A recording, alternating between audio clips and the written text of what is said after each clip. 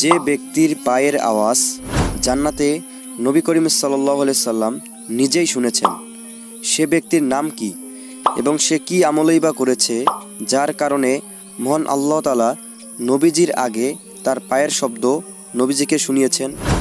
প্রিয় দর্শক, আজকের ভিডিওটি অনেক গুরুত্বপূর্ণ, তাই অনুরোধ করব না টেনে সম্পূর্ণ ভিডিওটি দেখার জন্য।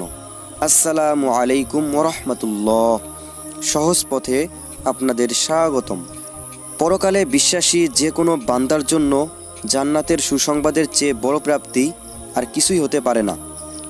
আর সেই সুসংবাদ যখন পান বিলালের মতো এক কালো ও অসুন্দর মানুষ, তখন স্বাভাবিকভাবে প্রশ্ন আসে, তিনি কি আমল করতেন যার কারণে বেহেশতে তিনি পায়চারি করছেন?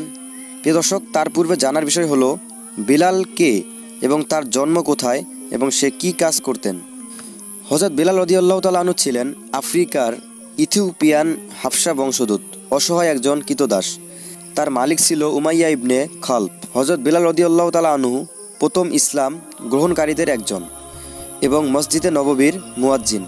একদিন সকালে হযরত বিলাল রাদিয়াল্লাহু তাআলা আনহুর কাছে জান্নাতে পায়চারি করার বিষয়টি জানতে চাইলেন মুহাম্মদ সাল্লাল্লাহু আলাইহি সাল্লাম। হযরত আবু হুরায়রা রাদিয়াল্লাহু তাআলা আনহু থেকে বর্ণিত হাদিসে রাসূল সাল্লাল্লাহু আলাইহি সাল্লাম বিলালকে ফজরের সালাতের সময় ইরশাদ করলেন, হে বিলাল, ইসলাম কবুল করার পর তুমি এমন কি আমল করেছো যার কারণে অনেক সওয়াব হাসিলের আশা করতে পারো? কেননা আমি আমার সামনে জান্নাতে তোমার জুতার শব্দ শুনতে পেয়েছি। এ কথা শুনে বিলাল রাদিয়াল্লাহু তাআলা আনহু বললেন, আমি তো অতি আশা করার মতো কোনো আমল করিনি, তবে রাতে বা দিনে যখনই উজু করেছি সাধ্যমতো সে উজু দিয়ে তাহিয়াতুল উজুর সালাত আদায় করেছি। সহিহ বুখারী হাদিস 1149। এ কথা শুনে রাসূল সাল্লাল্লাহু আলাইহি সাল্লাম বললেন, এ কাজের জন্যই জান্নাতে আমার আগে আগে তোমার শব্দ শুনলাম। উল্লেখিত হাদিসের আলোকে বোঝা যায়, মুমিন ব্যক্তির উজু ছুটে গেলে পুনরায় উজু করা এবং আজানের পর মসজিদে গিয়ে 2 রাকাত নামাজ আদায়ে অনেক মর্যাদা রয়েছে। আর এই দুটি কাজ কঠিন কিছু না। আশা করা যায় এই আমল নিয়মিত করলে মহান আল্লাহ তাআলা হযরত বিলাল রাদিয়াল্লাহু তাআলা আনহুর মতো মর্যাদা মুমিন মুসলমানকে দান করবেন। এখানে উল্লেখ্য, সর্বপ্রথম জান্নাতি বিলাল হবে না। হযরত বিলালের আমলে মহান আল্লাহ তাআলা খুশি, সেজন্যই নবীজিকে দেখানো হয়েছে যে তার প্রিয় সাহাবী বিলালের আমলের সম্মান কতটুকু।